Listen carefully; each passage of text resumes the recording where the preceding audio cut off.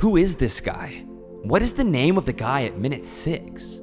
Who is the guy with the glasses? Does anyone know the name of this marketing genius? These are all comments left on a vlog posted by one of YouTube's fastest growing creators, and somebody I bet you already know, Luke Belmar. You see, Luke has gotten millions of views this year, traveling the world and posting vlogs with some of the most famous and infamous figures in the world. But in this particular video, as you can see by the comments, one man stood out, and today we're gonna pull back the curtain on what secrets he holds. Because as luck would have it, I was on the same trip you see in this video. As a matter of fact, I was sitting about 2 chairs over from this conversation, and the man Luke is talking to is named Hunter Isaacson.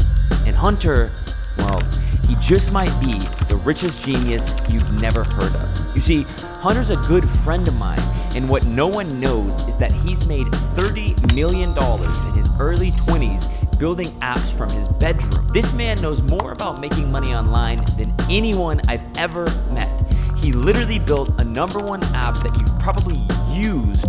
The problem is, he's a bit of a recluse. His Instagram is private, which means none of his secrets have ever been shared to the public until now. I got him to break down exactly how he went from working his 9-to-5 job to making millions of dollars online from home.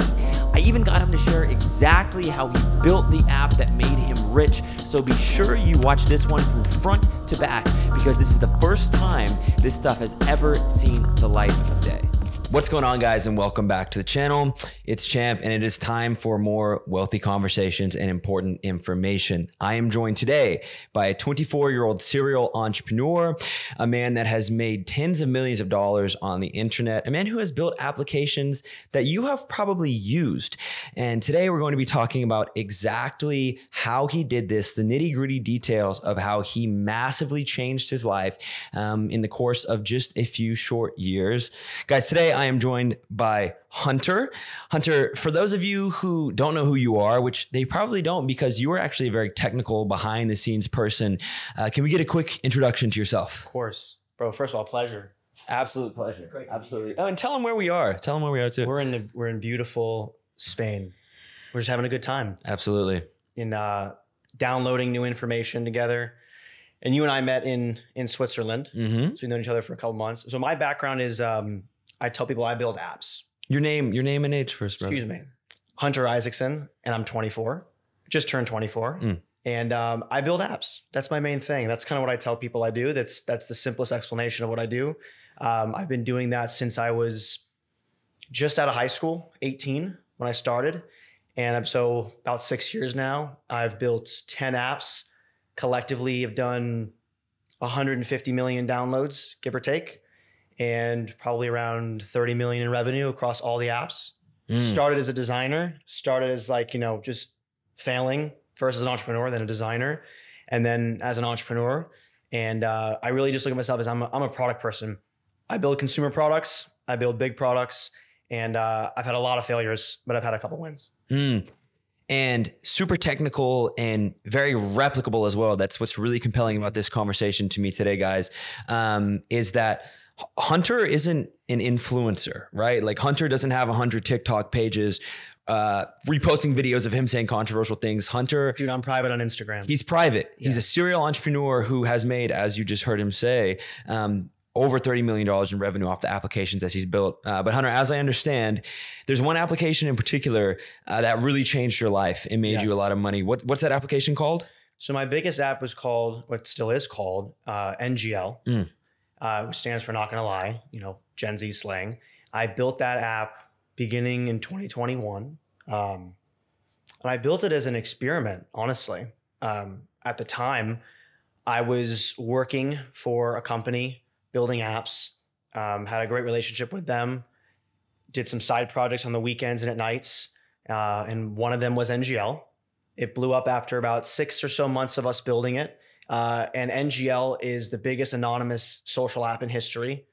We did 110 million downloads our first year, over 1 million Instagram followers on our company page. We've had every single person use it, every teen. We've had celebrities, we've had massive influencers use it because it's a tool, and it's a tool to get anonymous messages on Instagram. So just like, you do Instagram stories and you do Q&A. It's the same thing, but it's anonymous. So what happens is you get more replies, more engagement from people that you probably would never talk to you otherwise because they're going to be scared to ask you questions. And we've run that now, since 2021, and it's done very well. And it freed me from 9 to 5. Do you mind if I ask you some really candid questions about money? Go for it. About how much money have you made off of this application? Take home. Me personally, Yes. take home. I've made, by the end of this year, probably somewhere around 2.5 million is what I've personally made. Because I have partners. Right. Yeah. And prior to this application, did you have very much money? No, I was making 100K a year. Oh, so Yeah. it's still I was doing well. I was working in tech, right? So I was Right. a designer, and I worked for a couple of companies. I had like a job for about 2 years, a little less than 2 years, and I worked at 2 companies, and I got paid like 70K at my first company, and I got paid 100K at my second, and then I would do like the occasional consulting gig here and there, and make a couple thousand a month. And yeah, I did like 100 to 120K a year before this. Yeah. I wasn't poor, but I also I was a 9 to 5. Yeah. And I can hear the comments Yeah. like, oh, he's already making 100K. But if you're watching this video, you have to understand, especially once you're exposed to the type of people that Hunter and I are around right now. And you truly begin leveling up and exploring more things about life, you realize just how little money $100,000 a year actually is. I'll tell you this, and I think you would agree with me. I think one of the richest and the poorest I ever felt is when I hit that first 1 million, because I had that like, oh my God, I have so much money, I'm so rich. And I realized, wait a second, there are people that are buying planes for $70 million. I have 1 million. And that was the moment when I knew like, okay, it's not about the number, because like clearly someone's always going to have more, but also like 1 million ain't shit. Well, we talked last night, and then I'm going to reel this back in, about a million seconds. Yes, we did talk about that. Versus a billion seconds. A million seconds is, I believe, 11 days. And a billion seconds is 32 years. Something like that. Yeah. So It's crazy. a nice mental framework to envision the difference between a millionaire and a billionaire, and something to think about the next time you see an e-com kid on Instagram that lives in Miami flexing his first $1 million. Exactly. Long way to go. Now let's talk about this application, because you built an application from your bedroom that changed your life, right? Yeah. And the objective of these conversations is to put everybody who watches this in a position to put themselves on a similar trajectory. Absolutely. So I want to talk in as much detail as we can go into on Yeah. exactly how you did this. So from beginning to end, how did this start? Yeah. How did this start? So I'm glad I get to talk about this, because I usually only talk about kind of the success part. But I think I'll start with this. I think there's 3 stages that entrepreneurs have in their first come up.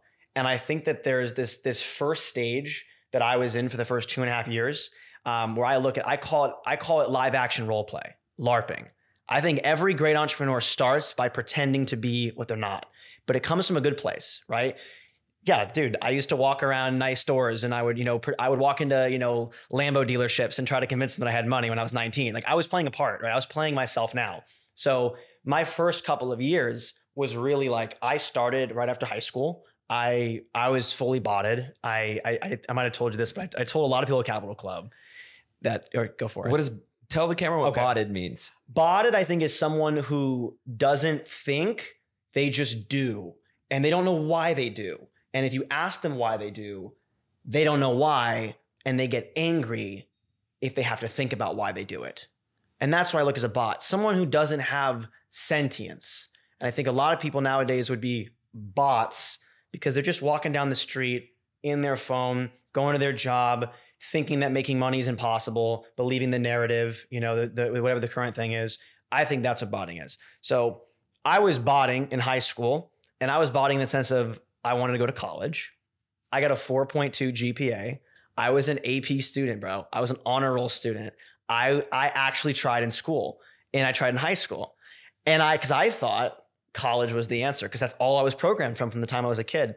And my parents just always said, you're going to go to college, you're going to go to college. So I leave high school and I get into college. I get into USC, Marshall Business School, which was like a big deal for my family.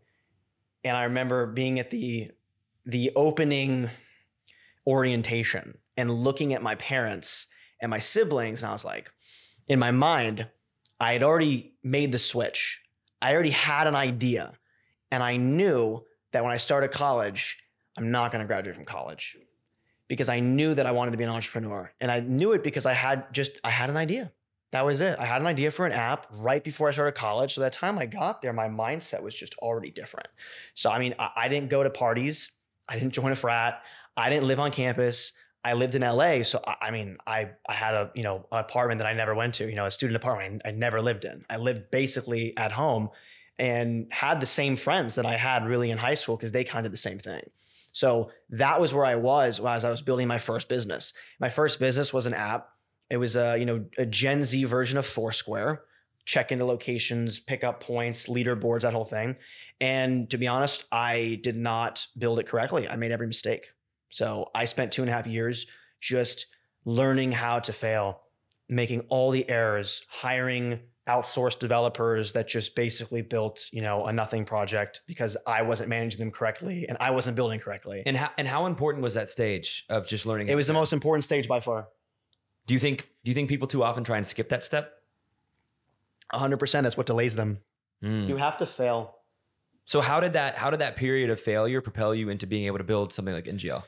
It was 2.5 years and I went through all the failures. I hired bad devs. I then hired other devs, but the devs weren't, advanced enough for what I wanted to build because I was thinking too complexly. If I had been thinking simpler, the devs could have worked and it would have, I think, been successful. But I was just trying to reinvent the wheel. I was trying to build products in a different way that's just not correct. And I think it really came down to a friend of mine.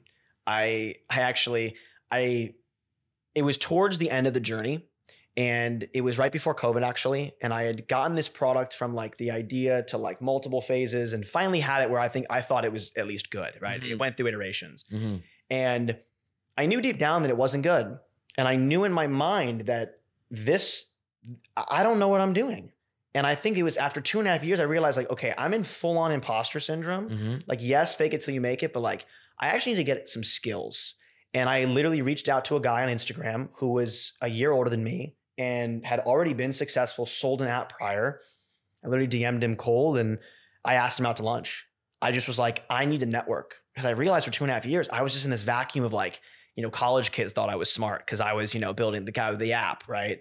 But I realized that no, I need to get real skills. So COVID hits. I met a friend that is now a very good friend of mine. His name's Isaiah.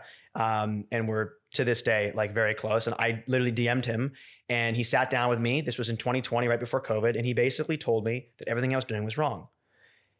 Everything. And he looked at me and he just said, everything you're doing is wrong. And I'm looking at him like, okay, well, this guy's sold an app before. This guy, he's been very successful already. He was 21, 22 at the time. And I was like, well, I'm going to listen to him.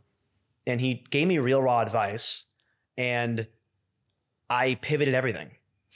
And then COVID hit and I realized it was the best thing for me because it was a chance for me to restart my mindset because my app would never work in COVID, right? It was going to places, picking up points, check-in. It was that kind of app. Dude, COVID, it's over. Like I was in LA, that was the epicenter. Like you were locked in your house. So the app died immediately, died on launch, like literally maybe 1,000 downloads, if that, probably a lot less.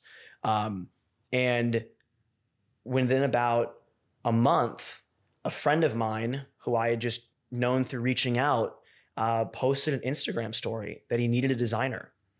And I was soured, it sucked. Like I had a failure. I felt like, damn, like that really hurt. And literally within a couple of weeks, I see a buddy of mine, at the time wasn't a close friend, now a friend, and he needed a designer. And I was like, well, I wasn't really good at building the whole app, but I really like design. So I found a skill, right? I as an entrepreneur, I think there's different kinds of founders. I think there's engineering founders, marketing founders, design founders. The CEO of Airbnb, I believe is Brian Chesky. He's a design founder, as he calls it. That's kind of what I was. So I was like, you know what? Let me go design some apps with someone that's more advanced than me. Turns out that, that app ended up doing very well. Within about a month of my previous app failing, month or so, we went top 10 with that app. And this is NGL? This is Zoom University. This is before NGL. Okay, and what did this application do? This was a 2-on-2 video chat app during the beginning of the pandemic. 2 guys, 2 girls would match over video chat and they'd have a 4-way call. Okay. Double dating started over Zoom. Now, Kind of like Omegle. yeah, exactly. I mean, it was only for college kids. And so it did very well in the pandemic. So what did you figure out with that application that made it work? I figured out you have to make people feel really comfortable in your products. One of the things that we had with that app,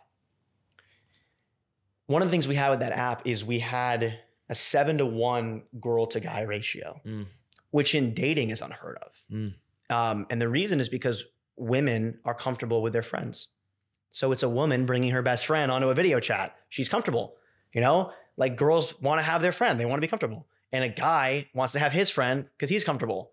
So it worked really well because everybody was very comfortable, and it wasn't weird. It wasn't chuggy. It wasn't awkward. It was actually like good conversation. It was a good product. And what did you learn from that you then took into your very successful application in NGL? So I took that, and then I actually built another one after that was successful called Wink.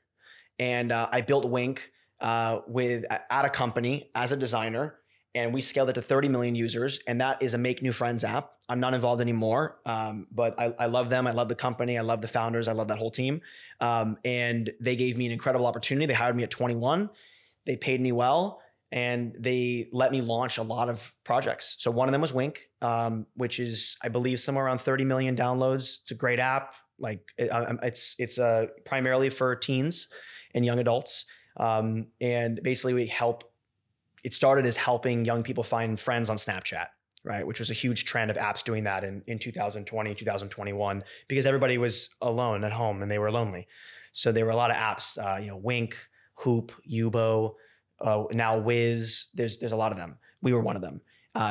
Those are my kind of like, I'd say, big successes prior to NGL.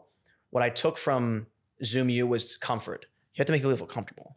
You have to make people feel that they're a part of something bigger, even if they're only in the first 10,000 people, right? With Zoom University, we only had I think 200,000 downloads, maybe something like that. The numbers weren't amazing, but it felt, it was cool. You made people feel safe and comfortable and cool to get on video chat, to get out of their comfort zone. And I realized that that's really important. Like, being a safe place for people is really important. And with Wink, I learned that a lot of people think that building more features will increase your numbers. With Wink and with other apps I've done, have realized it's actually refining the features that you have that makes the product really good. It's about staying in that, like, you're going to build an app for X. Don't add all the bells and whistles when you start. Build a very core MVP and build it quickly. I like to build things in 6 to 8 weeks, and I launch them quickly. I iterate quickly. And with Wink, I learned that was the best strategy because I saw both sides. With Wink, I saw the initial, how we did it, and then how we added more features, and it didn't necessarily make everything better. So as I realized, okay, let me make simple apps. Let me make things that are that are very viral. With Wink, we grew a lot on Snapchat. We had a system where people would be, in a feature, the feature would get locked, and you'd have to get in-app currency to unlock it. But rather than charging the first couple times around, we said, hey, if you post on Snapchat, we'll give you these in-app currencies for free and keep using the app. So people would post on Snapchat. And that's when I realized, that was the biggest lesson with Wink, was like, okay, all right, I understand simple products. I understand also now growth on other platforms, leveraging other channels, other lanes. So Wink taught me that. So when it came down to NGL, it was a no-brainer, right? It was like simple product, grow on another platform. For us, it was Instagram. Mm-hmm. We launched NGL right after Instagram launched links for everybody. Mm-hmm. And it's funny because I think back to that, and we believed that everybody was going to build that first. We believed that there were going to be like so many copycats. And for 4 months, it was crickets on that app. Nobody used it. NGL? Yeah, the first 4 months. It was called something else. Nobody used it, but we spent that first 4 months. We launched quickly, launched in about 6 to 8 weeks, then spent 4 months refining, test marketing, do UGC, pay an influencer to post the link, see how that engages, see what happens. Doing all these different things to test the funnel, to test, like, does this product have legs? And we built it simple. I mean, bro, the first version was so bare bones. I mean, there was nothing. It was core. Now there's at least some bells and whistles, but it's still pretty core. And we spent 4 months. we changed the name of the company. We changed the branding. You know, I did a lot of changes on the design and on the flow and on the funnel. And in about April of 2022, we blew up a little bit overseas. We realized we had to build Android immediately. You're only on iPhone. Mm-hmm. I used to be like a fuck Android guy, mm-hmm. but Android is so key. And if you want to grow in apps, you need to be on both platforms, but you can start on iOS. That's okay. If you're only a Swift guy, and I'm talking to the engineers out there, if you're only a Swift guy or you just like iOS, you can do that first. But like, if you see any sign of growth, you need to build Android immediately. You have to. So those were really with NGL. It was me stacking in like just wins and failures over and over again, and just trying to take the best out of both. And now I'm really not involved. I've moved on to other things, and there's a great team in place, and right. and co-founders there that are taking care of that app. We have a labs division at that company, and that's still launching things, iterating. And I'm kind of in the next phase of my life where I spent 18 to 23 really doing just apps, and then now as I'm 24, I realize that I want to keep doing apps, but I want to do different kinds of apps. And I want to take now the biggest victory I ever had and pull the data sets out of that and do something different. And that's really what I mean. And you know a little bit, and some people know a little bit, but we're still keeping it, pretty close to the chest. But there's some things coming that I'm very excited for. So let me synthesize here some of the key lessons from this conversation for all of my entrepreneurs here. The first of which is simpler is better, specifically when it comes to building winning applications. The second of which is leverage other platforms to supercharge your growth. And the third of which, and I believe the most important that you sort of indirectly mentioned, is not quitting on your new business or your new launch as soon as it doesn't do $100 million on the first day. Because, and now we will talk about exactly what NGL is, this application, which had no traffic for the first 4 months, as you detailed just now, ended up doing over $15 million in revenue.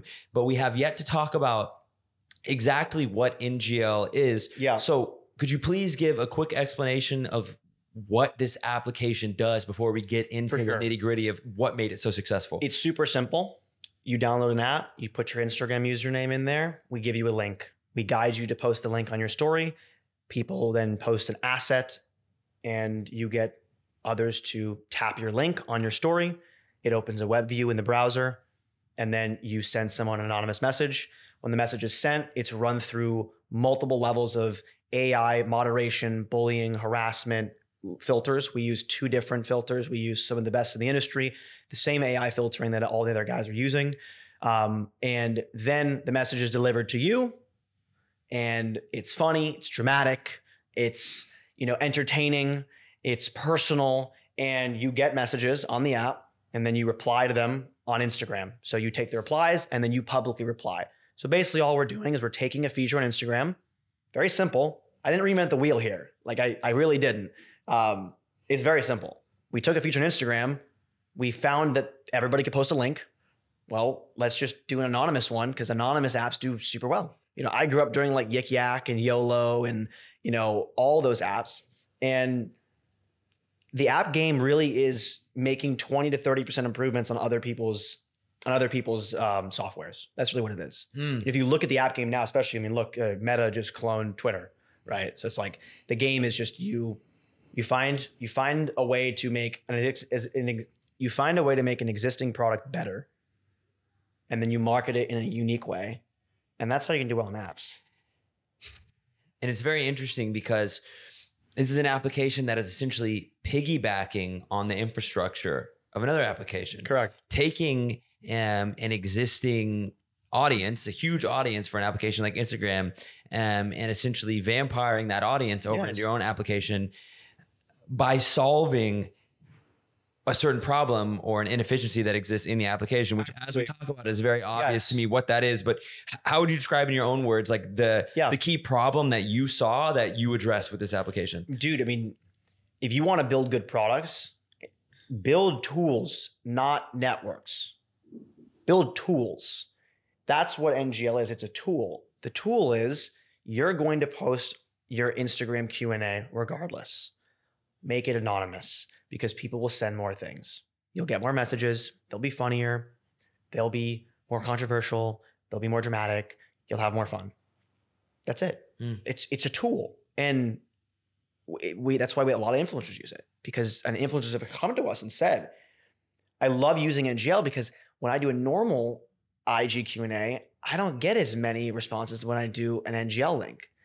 And I was like, yeah, because people are more comfortable sharing if they don't have to like raise their hand, right? I mean, I have like, we have users that are not just like, 16, right? We have like 45-year-old mothers of 5 kids that post lifestyle content on their Instagram, and people ask them about, like personal things that like, in mental health. Like we have actual, like, there's good things going on. We have couples that have gotten married because someone has literally said, I have a crush on you. I like you. I have feelings for you. And then the person responds on Instagram, yo, who is this? DM me. I have literally DMs from men, from women saying like, I literally have boyfriends and girlfriends because of this app. I love this app. I'm able to be open and honest in this app. This is like, so it was like, there was a lot of positive impact that came from it. I think there's a negative connotation on anonymity. If you direct anonymity correctly, if you have good intention with anonymity, if you filter out some of the things that are going to happen with anonymity, you will have a very successful app. But you have to understand that it's about the tone that you create. And that's why I think anonymous apps generally get like a bad rap. How many downloads has NGL done to date? Over 100 million. Wow. Yeah. So how fast did it start to pick up after that initial sort of 4-month dry period? And what was the switch that made it work? So it was funny. It was a TikTok. It was one TikTok. Okay, let's dig into this. Okay, yeah. So how'd you do it? So my co-founders and I had been testing and iterating and improving. And then we did a small UGC TikTok campaign. Nothing crazy. We built the whole company with like $10,000. Okay. Like, keep in mind, this was bootstrapped. And $4,000 of it was like a domain that we never even used. Okay. So like, we were not like rich guys. Like, yeah, we were making not big tech salaries, like small tech salaries, right? So we had some money. So we all put in some money, and we had like 10 grand or so. And we used to do like little UGC campaigns. One of those UGC campaigns worked. We had Android built at that time because we knew like, okay, this had potential. And the TikTok did like 1 million views in a day. And it was all in Europe, in the Middle East, and North Africa, and then South America. What was that TikTok? Like, what'd you with that video? We just basically, it was controversial. It was dramatic. It was just like, some girl getting a message, and the message was, dramatic, and, people in the comments were like, whoa, that's crazy that she got that message. And it's just like piqued people's interest. Like, oh wait, people are doing anonymous stuff on Instagram now. This is cool. And we got that initial like 1,000 downloads that first day the TikTok hit. Within less than a week of our first 1,000 downloads in one day, we did 1.5 million downloads in one day. So true exponential growth. We were doing 90,000 downloads per hour. Your brain cannot fathom how many people that is. We did so many downloads that our service providers that's provided all of our metrics kept shutting us down on the metrics because we were exceeding our rate limits. What were those payment notifications like? It fried my dopamine. It fried me. What's the most money you made in a minute off that application? Brother, I don't even know. It's tens of thousands of dollars. In a minute? Yes. At what, 23? I was 20. I was just before my 23rd birthday. So let's break this down, and I want to debunk a myth right now, because you just told me that you spent really $6,000 to build an application. And I split that with some partners. So I didn't even pay $6,000. Okay. So you told me that you just spent a couple $1,000s between a few people to build an application, which pays you and your partners out tens of thousands of dollars a minute. You also did it without having a personal brand or some giant following or a Hustlers University affiliate link. Yeah. And you did it by iterating on a simple feature of an already popular app and essentially stealing their audience. Yeah. Yeah. I mean, we basically operated on top of Instagram, and we did it in a way where people really liked using it because it was so ubiquitous with their social graph. And do you think that this is something that any intelligent individual who was entrepreneurial minded could accomplish for themselves. Absolutely, but you have to be willing to fail. The app game is failures. The app game is you come in and you don't know what you're doing and you figure it out. It's not a game where you come in. It's very rare, right? It's like Evan Spiegel, Mark Zuckerberg. That's it. Are the only two guys that did a big app that their first one was the hit. For me, it was, I think NGL was number 8, I believe. I think it was number 8 for me. And I failed. I failed a lot because I mean, and here's I think something that I really believe. I believe that your failures is just your portfolio. So who cares? You know what I like to see? Entrepreneurs with a bunch of things on their portfolio. You know, I want to see guys who are like, yeah, this is this business and this business and this business and this app and this website and this shit and this all I've done. And I'm like, you know what? I like that. I like when I see that because I think it just shows that you're not scared of trying. You're not scared of failure and you're iterating because it's all iteration. I've never launched an app and like, oh, the next week it succeeded, right? That doesn't happen. Like all of my apps, we launch them, we test marketing, we spend time iterating. Like I don't have all the keys, right? I'm not some guy who just launch something boom overnight. No, I just have a process and a system that works for me and that works for, you know, the apps I've built. And I'm just trying to refine that more every day. And people need to understand that process, brother. Yeah. People have to understand that process because some people want that overnight success and they quit way too fast. And I know what that feels like. Totally. To fail over and over again. It's so exhausting. Years. It's exhausting. But you must persevere because we have examples like Hunter of what can happen with simple skills and simple logic. Yep. Now, I have one more big question for you as it pertains to NGL, and I'll put you a little bit on the spot here. So it's, if you have to think about it for a bit, it's okay. And there may be no perfect answer. But what if you were to synthesize it and break it down to its simplest components, do you think are the most important keys that allowed this application, this business that you built, to be as successful as it was and make as much money as it did? Speed. That's what it is. Can you expound upon that? We ship quick. Teams that ship fast win. That's it. It's super simple. The faster you ship, the faster you win. You need to ship quickly. You need to get that thing live. You need to be bare bones with your thinking. You need to go back into the more, I say you need to build products for like the lizard brain, the primordial brain, the limbic system. You need to build things that are very, very simple. You need to build things that are fast. And part of the simplicity is so the user can get through the journey fast. You want to get the user, the first time user experience is key. Every successful app puts users in a sandbox environment for their first time, right? When you go on TikTok, there's a reason you get those videos your first time scrolling. There's a reason you match with that girl on Tinder in your 5th swipe. All of these methods in these systems are somewhat guided by their platforms. So what you need to do is you have to get the user through the first time experience as fast as possible. With NGL, it's about getting to an aha moment. Absolutely. A magic moment. And you need to do that within minutes. You don't have D1. You have session 1. Session 1 is everything. Your first session, it's either they're doing what you want them to do or they're falling out the funnel. And the way you do that is a fast funnel. You keep their attention on the onboarding. It's intentional, right? With NGL, it's a clear expectation. With any product, you need a clear expectation, a simple action, and an obvious reward. Because the reward, your reward, is somebody else's expectation. My reward with NGL was people would send me messages. I would post the replies. I'd have my link on one story, replies on the next story.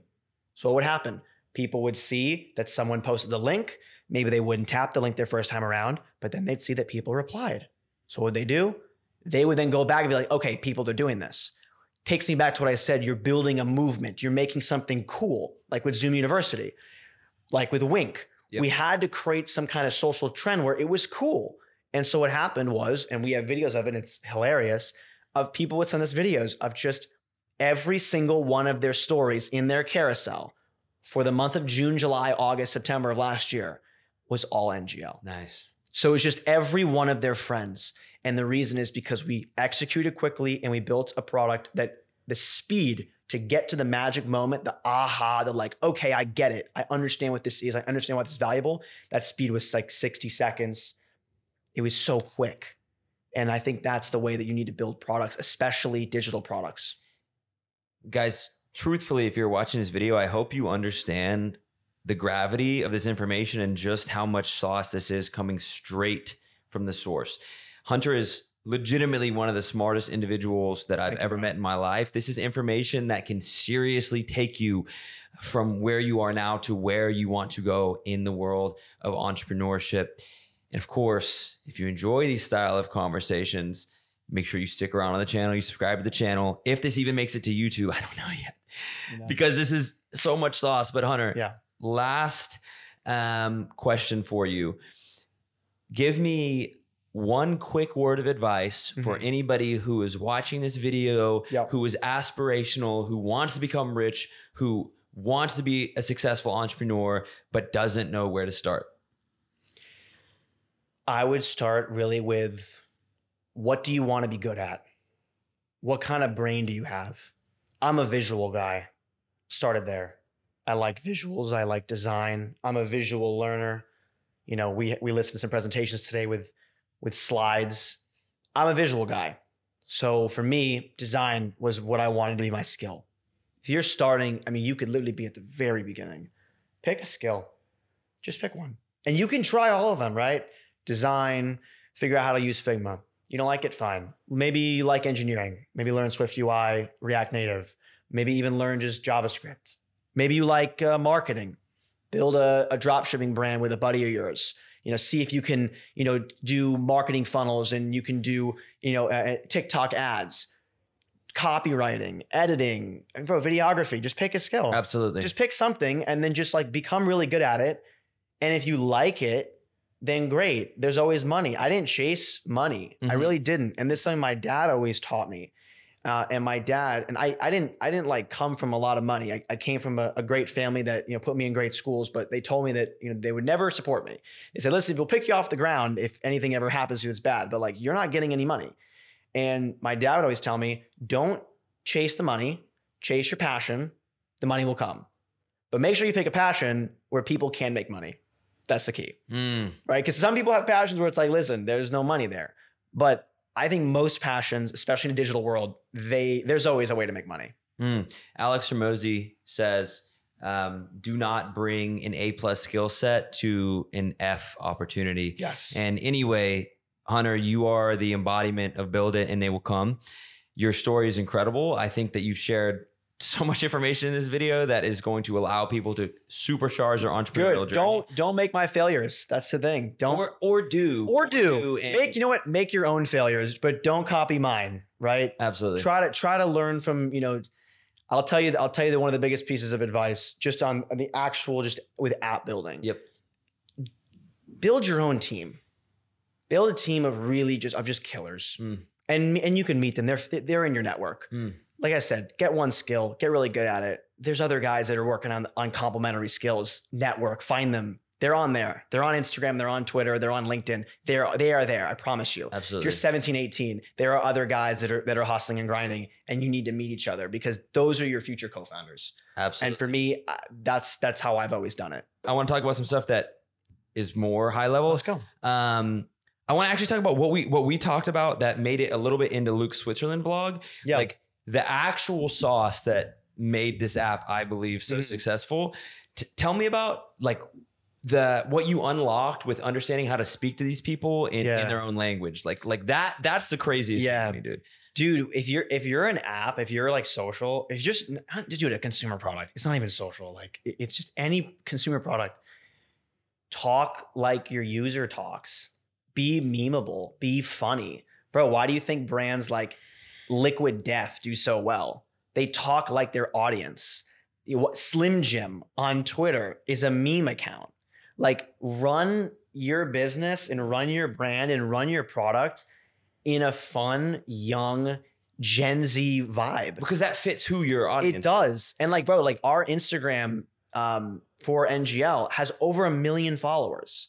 Purely organic. Crazy. And it's Crazy. only because, bro, we post memes. We post like the funniest messages that have been sent through NGL. We post heinous stuff. Like it's funny, like it's relatable content and people like it. And I first ran it myself, and then we hired a phenomenal social media manager to take over from me. And we run it like a meme page. And it does well. And it's great for our brand.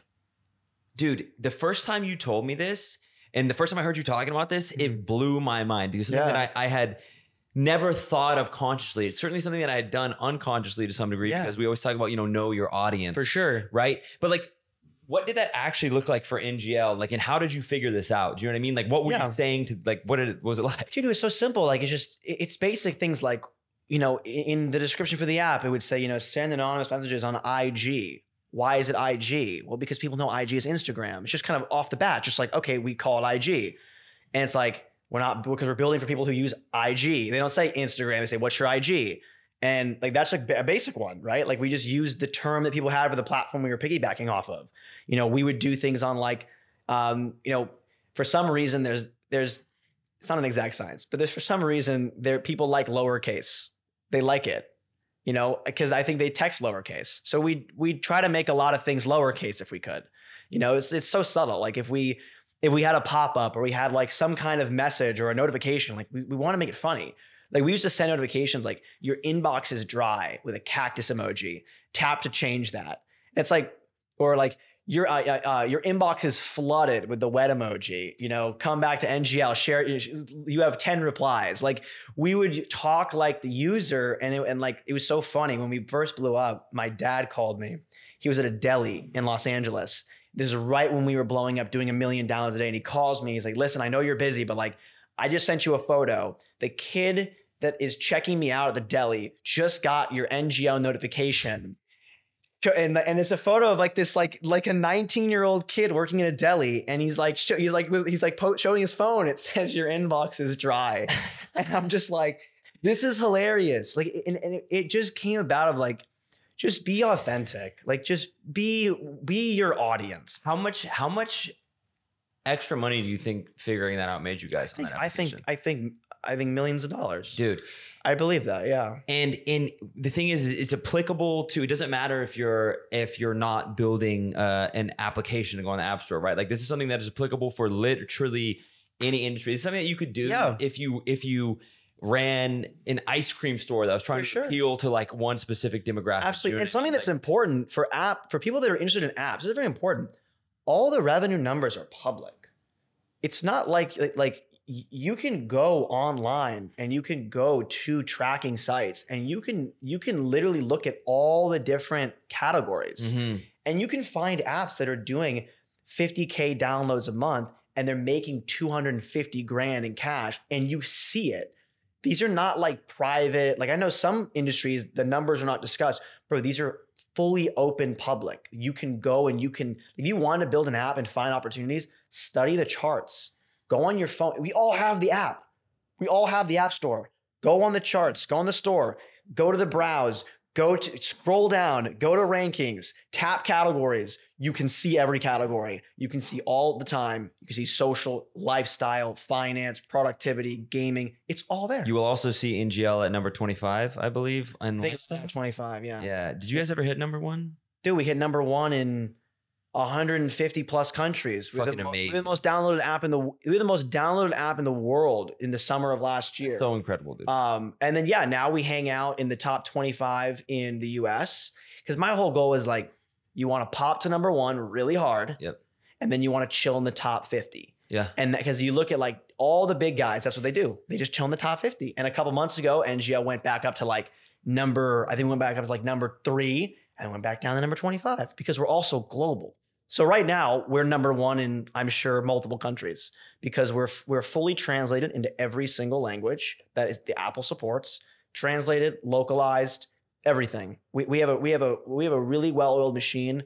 I think that the reason I think that the team did very well is that the team understood optimization, right? My co-founders really understood this is about optimization. And I think that's one of the big things that we executed on. We translated the app within 90 days. Mm. So we blew up worldwide. Mm. We blew up in every country, Mm. you know, and I'll tell you, the majority of our downloads are overseas. Mm. Okay. Now, the other thing that we have to talk about behind closed doors, because you're somebody who understands trends, you're somebody who is a futurist and understands how to position yourself where people are coming is, and I know you can't talk about this in too much detail, but I want as much exclusive content as I can get, is like, where are you looking next, right? Like if I'm trying to figure out my next big business opportunity, which everyone watching this video certainly is, like what is next for you? Where are you looking? So I'm really looking at, you know, I spent the last, I'd say 6 months kind of figuring out why everything worked and why certain things didn't work. And I spent a lot of time doing that. And I've kind of realized that I love apps. I'm not leaving apps, but I built the biggest anonymous social app ever. I hit a huge checkbox on my career wish list. You know, I experienced a level of you know, rocket ship that was just like very few people experience the exponential growth that we have. It's a small group of people. And I think that now I'm in the stage of building apps and building web experiences, not just apps, but just internet experiences, mobile experiences that can grow very quickly. But now focusing more on the users being worth more. What I mean by that is building apps where rather than us getting 100 million downloads and, you know, a small percentage monetizing, getting less downloads where the users are either monetized more or the user information is worth more. Because what I realized after building a successful app is, well, what's the exit strategy of a successful app? And you really have like two options. Either another big app buys you or private equity buys you. Those are your options. And what I realized was the next business that I'm building is very much optimized for that kind of environment, where NGL is more of a, I call it more of a business of like, it's a consistent revenue generator and it's a phenomenal company, but there is a ceiling on NGL. I want to build something where the ceiling is higher. That makes a lot of sense. I'm just thinking about, I'm thinking about everything that you've shared in this conversation. I think so much of it is so, I'm learning things right now. I'm glad, bro. And one more question before we shift gears again and get into some really fun stuff. Can you give me, and I'm sure you have to be careful what you say. Yep. One nugget, the real bit of sauce along your journey building NGL that you've never shared publicly that you would attribute, you know, a large amount of success to. I'd say something I haven't said publicly. That's a good one. I know it's kind of a hard question. No, but it's an important question. You know, I think so. Yeah, I'll tell you this. Something that I really learned was, you know, something I really learned was if you want to be successful in building trends, you have to make people feel that they're a part of a really big movement. And you do that by you really engaging with them. So people don't know, on our Instagram, when we were blowing up, we were DMing every user that would DM us. We had full on, like, we were all about the user. We were literally like, users were saying how much they loved us, and we were just like, we were hyping up our own users. We were literally like celebrating them so hard.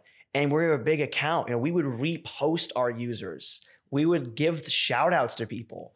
And we made NGL feel like a social movement more than an app, because now this big Instagram account that's gaining hundreds of thousands of followers a day because people are seeing it is reposting me and reposting my DM to them. And what happens is when you like repost the great things that people say about you, you're evangelists, the people who really fuck with you.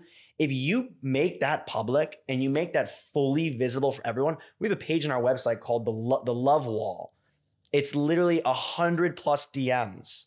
And it's like, I never talk about this because it seems so small, but dude, it's the biggest impact. It's such a big impact because we're just like, we engage with our community and we appreciate them. We love them. We love our users. Everything we do is about making this a fun, safe experience. Like I talked about earlier, safety.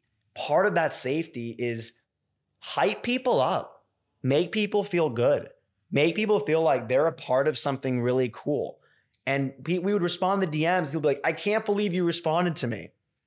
And it's like me and my co-founders just taking turns on Instagram, just like literally responding by hand. And we did that for months and months and months, every single message. Now we still do that. We do it less now, but we did that a lot. And I think it helped propel us. And it's the simple things, dude. And these are principles that can be applied to every business. These are principles that can be applied even if you're not an entrepreneur. Anyway, bro, serious sauce.